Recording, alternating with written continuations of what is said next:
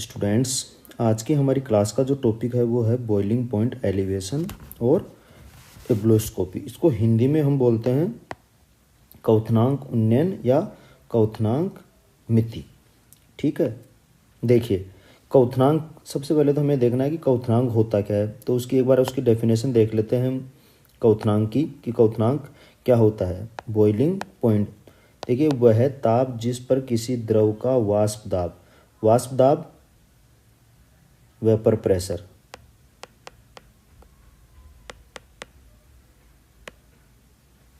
वायुमंडलीय दाब atmospheric pressure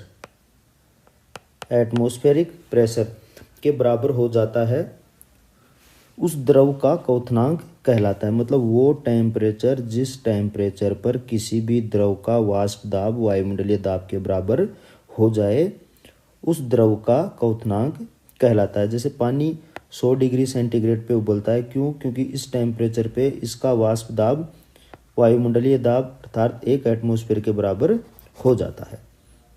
अब जो ये टॉपिक हम पढ़ रहे हैं क्वथनांक उन्नयन वाला, इसका जो की कॉन्सेप्ट है जो हमें याद रखना है, इम्पोर्टेंट पॉइंट वो ये है कि यदि किसी शुद्ध विलायक में किसी अवाष्पशील विलय को घोल दिया जाए तो उस शुद्ध विलायक के क्वथनांक में वृद्धि हो जाती है या क्वथनांक में उन्नयन हो जाता है। इसी कारण विलयन का क्वथनांक शुद्ध विलायक से सदैव अधिक होता है। तो ये चीज़ हमें ध्यान रखनी है कि जब भी कोई विलयन बनाया जाता है तो उसका क्वथनांक शुद्ध विलायक के क्वथनांक से ज़्यादा होता है। ठीक है, तो क्वथनांक में उन्नयन एक अनुसंख्यक गुणधर्म है। अनुसंख्यक गुणधर्म मतलब कोलिगेटिव प्रॉपर्टी। अनुसंख्यक गुणधर्म है क्योंकि यह विलय अणुओं की संख्या पर निर्भर करता है। जितनी अधिक मात्रा में विलय होगा क्वथनांक उन्नयन उतना ही अधिक होगा। इस कारण से इसको हम बोलते हैं अनुसंख्यक गुणधर्म। आगे देखिए, आप एक डायग्राम मैंने आपके सामने बना रखा है। इस डायग्राम को ज़रा ध्यान से देखिए, किस चीज़ का क्या मतलब है पहले वो समझा देता हूँ, उसके बाद में हम इसकी थ्योरी स्टडी करेंगे। तो देखिए यहाँ पे पी नोट क्या है, शुद्ध विलायक का वाष्प दाब, P1 विलयन फर्स्ट का वाष्प दाब और P2 है विलयन 2 का वाष्प दाब। और वाष्प दाब देखिए जैसे जैसे नीचे आ रहे हैं वाष्प दाब में क्या हो रही है, कमी हो रही है। ये देखने वाली चीज़ है। और यहाँ पे एक्स वाई और जेड 3 ग्राफ दिखा रखे हैं मैंने, जहाँ पे एक्स वाला विलायक के लिए, वाई वाला विलयन फर्स्ट के लिए और जेड वाला विलयन 2 के लिए। विलयन फर्स्ट और विलयन सेकंड में सिर्फ सांद्रता का फर्क है। विलयन सेकंड की सांद्रता क्या है, ज़्यादा है विलयन फर्स्ट से। और जैसे जैसे हम इन विलायक और विलयन का जब टेम्परेचर बढ़ाते हैं, तो जब ये इनका वाष्प दाब वायुमंडलीय दाब के बराबर हो जाता है तो ये उबलने लग जाते हैं। जैसे विलायक को यदि मैं गर्म करूँगा तो इसका वाष्प दाब बढ़ना शुरू होगा और एक पॉइंट ऐसा आएगा जिस पर वायुमंडलीय दाब के बराबर हो जाएगा। तो वो पॉइंट क्या है, ए। और इस पॉइंट ए के कोरस्पॉन्डिंग जो टेम्परेचर आएगा वो इस विलायक का बॉइलिंग पॉइंट होगा। इसी प्रकार से जो विलयन फर्स्ट है उसका जो बॉइलिंग पॉइंट होगा, पॉइंट बी के कोरस्पॉन्डिंग वो ये होगा T1 विलयन फर्स्ट का क्वथनांक। और इसी तरीके से जब मैं विलयन 2 को जब गर्म करूँगा तो इसका वाष्प दाब बढ़ेगा और बढ़कर किसके बराबर हो जाएगा, वायुमंडलीय दाब के बराबर हो जाएगा। उस दाब पे ये उबलने लग जाएगा।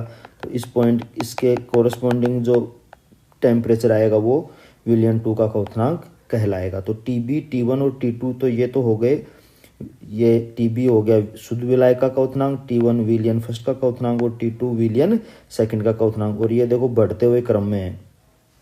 ठीक है, और इधर वाष्प दाब क्या है, घटते हुए क्रम में है, ये इस तरीके से। ठीक है, तो ये आपको ध्यान में रखना है। और ये जो ग्राफ है, ये ग्राफ किसका है, vapour pressure temperature curve for solution and solvent. वाष्प दाब ताप वक्र विलायक तथा विलयन के लिए। तो ये ग्राफ आपको ध्यान में रखना है। अब देखिए हम इसकी थ्योरी के बारे में चर्चा करते हैं, क्या होता है इसमें उसको देखिए आप। यदि शुद्ध विलायक का क्वथनांक Tb और विलयन का क्वथनांक T हो तो विलयन और विलायकों के क्वथनांक का अंतर T माइनस Tb होगा। क्योंकि Tb का मान कम है और T का मान क्या है, ज़्यादा, उसको हम बोल देंगे डेल्टा Tb। और ये डेल्टा Tb क्या है, क्वथनांक का उन्नयन, एलिवेशन इन बॉइलिंग पॉइंट कहलाता है। ठीक है, तो क्वथनांक उन्नयन क्या होगा, विलयन तथा विलायक के क्वथनांक का अंतर क्वथनांक उन्नयन कहलाता है। चित्र में शुद्ध विलायक तथा विभिन्न सांद्रताओं पर, सांद्रताएं कौन सी हैं, 1 और 2, विभिन्न सांद्रताओं पर दो विलयनों के वाष्प दाब तथा ताप के मध्य आरेख खींचा गया है, जहां विलयन 2 की सांद्रता विलयन फर्स्ट से अधिक है। ये वक्र 1 एटमॉस्फेयर दाब पर खींची गई क्षैतिज रेखा को क्रमशः ए, बी और सी पर काटते हैं। देखिए ये रहा, ए, बी और सी पे काटते हैं क्षैतिज रेखा को। ये वाली क्षैतिज रेखा है, इस क्षैतिज रेखा को ए, बी और सी पे काटते हैं। किसके ग्राफ, सॉल्वेंट सॉल्यूशन फर्स्ट और सॉल्यूशन सेकंड के।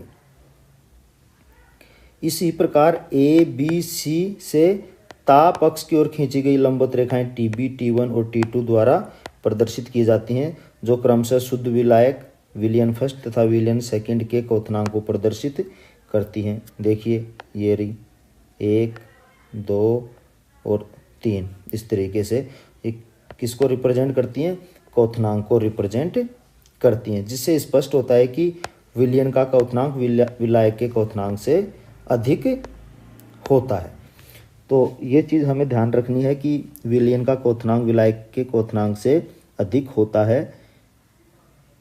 आगे देखिए, अत्यंत तनु विलयनों के लिए वाष्प दाब तथा ताप में खींचे गए वक्र क्वथनांक के निकट लगभग सीधी रेखा में होते हैं, अतः ये एक दूसरे के समांतर होते हैं।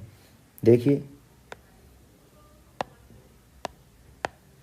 यहाँ पे देखिए ये लगभग क्या है, समांतर, क्वथनांक के निकट ये समांतर हो जाते हैं।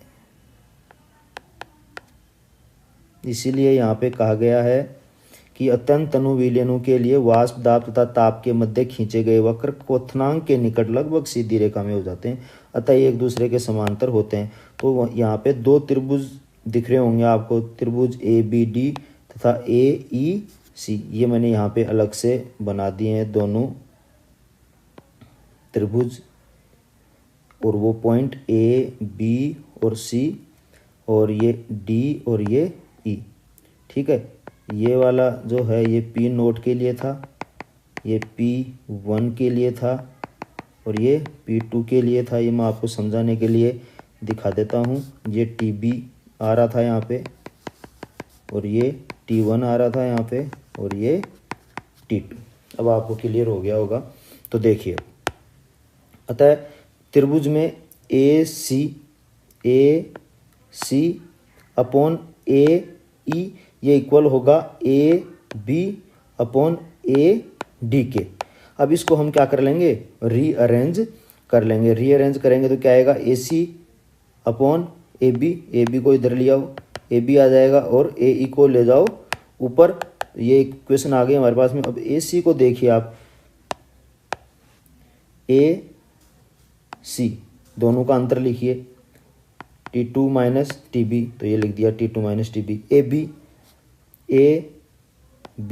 अंतर लिखिए T1 माइनस TB, तो ये लिख दिया T1 माइनस TB।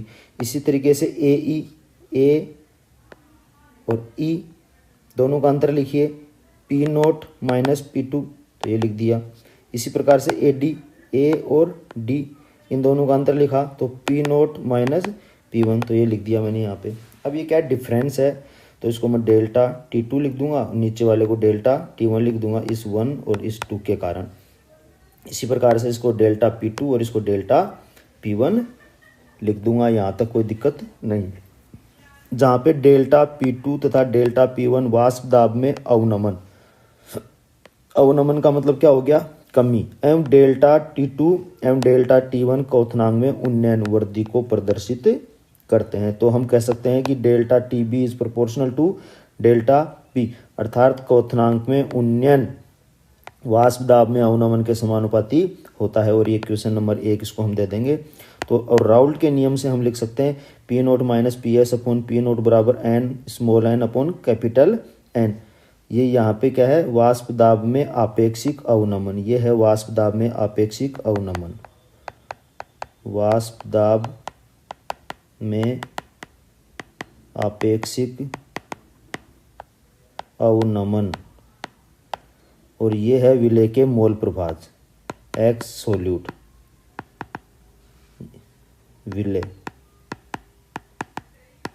विलेय के मोल प्रभाज। इक्वेशन तो ऐसे थी, लेकिन एन को हम क्या कर देंगे, नेगलेक्ट कर देंगे, क्योंकि डाइल्यूट सॉल्यूशन के लिए विलेय की मात्रा क्या होती है, बहुत कम होती है। तो एन के रेस्पेक्ट में स्मॉल एन का मान क्या होगा, बहुत कम होगा। तो हमारे पास में सिर्फ इक्वेशन जो आएगी वो आएगी small N upon capital N. अब एन का मान रख देंगे विलेय की ग्राम में मात्रा अपॉन विलेय का अणुभार। इसी प्रकार से विलायक के लिए लिख देंगे विलायक की ग्राम में मात्रा विलायक का अणुभार। और P0 माइनस PS को मैं लिख दूंगा डेल्टा P, और ये P0 चला गया इक्वेशन के दूसरी तरफ। तो P0 capital M small w capital W small m, इसको दे दूंगा मैं इक्वेशन नंबर 2। अब एक निश्चित ताप पे आपको पता है कि वाष्प दाब तथा विलायक का अणुभार क्या होते हैं, कांस्टेंट होते हैं, क्योंकि शुद्ध विलायक का जो वाष्प दाब होता है वो कांस्टेंट होता है। तो delta P is proportional to small w upon small m capital W हो जाएगा। अब आपको पता है कि डेल्टा TB डेल्टा P के प्रोपोर्शनल है, तो डेल्टा TB भी किसके प्रोपोर्शनल हो जाएगा, small w upon capital W small m के। और यहाँ पे जब इस प्रोपोर्शनलिटी के साइन को हटाएंगे तो एक कांस्टेंट आ जाएगा K, और ये इक्वेशन हम यहाँ पे लिख देंगे और इसको नंबर दे देंगे इक्वेशन नंबर 3। अब देखिए समीकरण 3 से स्पष्ट है कि क्वथनांक में उन्नयन विलेय के मोल संख्या पर निर्भर करता है, इसी कारण से यह एक अणुसंख्यक गुणधर्म है। देखिए विलेय के मोल कहाँ पे हैं, ये रहे विलेय के मोल। तो इसको इस इक्वेशन को हम यूँ भी लिख सकते हैं डेल्टा TB बराबर K small n upon small m, जहाँ पे स्मॉल n क्या है, विलेय के मोल, और ये कैपिटल M ये स्मॉल m क्या है, विलायक की ग्राम में मात्रा, विलायक की मात्रा। ठीक है। अब देखो यहाँ पे K क्या है, बॉइलिंग पॉइंट कांस्टेंट या एलिवेशन कांस्टेंट, इसके लिए सॉल्वेंट के लिए इसको बोलते हैं हिंदी में उन्नयन स्थिरांक K को। अब देखिए यदि small w upon capital W का मान कितना हो, 1, अर्थात 1 मोल विलेय, 1 मोल विलेय, और जो विलायक की मात्रा है वो भी कितनी हो, 1 ग्राम हो, 1 ग्राम विलायक।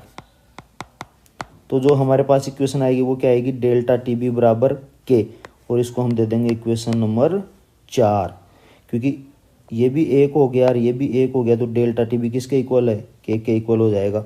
अब देखिए अतः किसी विलायक का उन्नयन स्थिरांक किसी अवाष्पशील विलेय के 1 ग्राम अणु का मतलब 1 मोल को 1 ग्राम विलायक में विलय करने पर विलायक के क्वथनांक में उत्पन्न उन्नयन के बराबर होता है।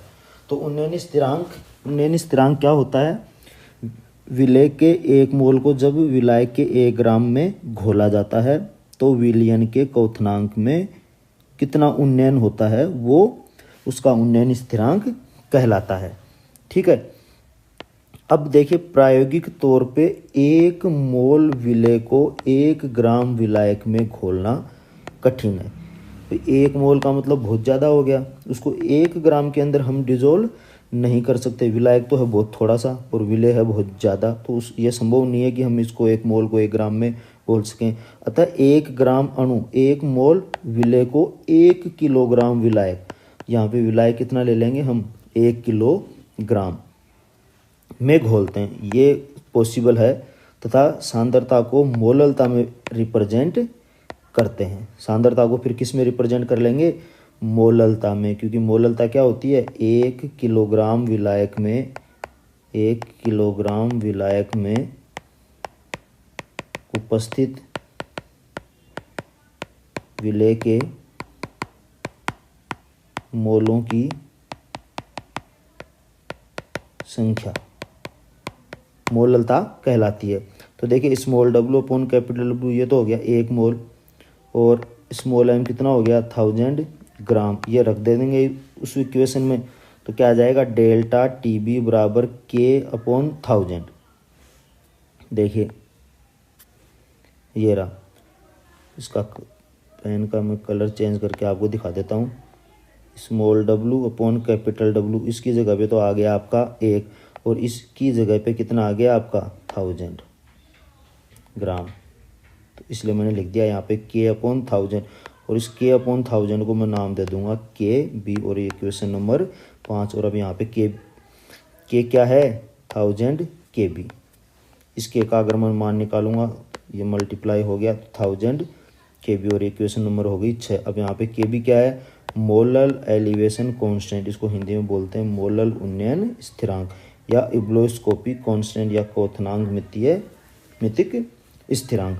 अब समीकरण 3 और समीकरण 6 से, समीकरण 6 तो ये हो गई, और समीकरण 3 कौन सी है देख लीजिए, समीकरण 3 ये रही। इन दोनों इक्वेशन से हमें एक नई इक्वेशन मिल जाएगी, डेल्टा टी बी बराबर 1000 के B small W capital W small M. या इस इक्वेशन को हम थोड़ा सा और अरेंज करेंगे तो डेल्टा टी बी बराबर क्या आ गया, मोललता गुणा के बी। ठीक है, तो के बी तो ये रहा, और बाकी की जो टर्म बच गई वो किसके इक्वल हो जाएंगी, मोललता के इक्वल हो जाएंगी। मतलब small W into 1000 upon capital W, ये क्या है मोललता। मतलब 1 किलोग्राम विलायक में उपस्थित विलेय के मोलों की संख्या क्या कहलाती है, मोललता। तो मैंने यहाँ लिख दिया मोललता इंटू के बी। और क्वेश्चन नंबर 8, या delta T B is proportional to molality, क्योंकि के बी तो क्या है कांस्टेंट। अतः 1 मोल अवाष्पशील विलेय को 1 किलोग्राम विलायक में घोलने पर क्वथनांक में उन्नयन मोलल उन्नयन स्थिरांक कहलाता है, और इसकी जो यूनिट होती है वो होती है केल्विन किलोग्राम मोल इनवर्स। ध्यान रखना यहाँ पे केजी आएगा न कि ग्राम। अब उष्मागतिकी के द्वारा वॉन थॉप ने क्या है, के बी का मान ज्ञात किया था। किस तरीके से ज्ञात किया था हम देख लेते हैं इसको एक बार। के बी का मान ज्ञात किया था इस फॉर्मूले से, R T B square upon 1000 L B. यहाँ पे आर तो क्या है कांस्टेंट है, जैसे गैस कांस्टेंट। एल बी क्या है, लेटेंट हीट ऑफ वेपोराइजेशन या वाष्पन की गुप्त उष्मा। और एल बी का जो मान होगा वो होगा delta H B upon capital M. M क्या है, मोलर मास ऑफ सॉल्वेंट। इसका मान यहाँ पे इस इक्वेशन में रख देंगे तो के बी आ जाएगा हमारे पास में M R T B square upon 1000 H V. और एच वी क्या है, मोलर हीट ऑफ वेपोराइजेशन। और टी बी क्या है, बॉइलिंग पॉइंट ऑफ सॉल्वेंट। तो देखिए के बी का मान किसके प्रोपोर्शनल है, एम के प्रोपोर्शनल हो जाएगा, क्योंकि ये कांस्टेंट ये कांस्टेंट ये कांस्टेंट और ये कांस्टेंट। तो विलायक के मोलिकुलर वेट के प्रोपोर्शनल होता है मोलल उन्नयन स्थिरांक। ठीक है, देखिए के बी विलायक के मोलर मास के समानुपाती होता है, और के बी का मान पानी के लिए कितना होता है 0.518, और कुछ सोलवेंट हैं उनके लिए यहाँ दिखा रखा है, आप मोलिकुलर वेट से भी कंपेयर कर सकते हो इसको। ठीक है, एक आपको फॉर्मूला याद रखना है, ये इम्पोर्टेंट फॉर्मूला है बहुत।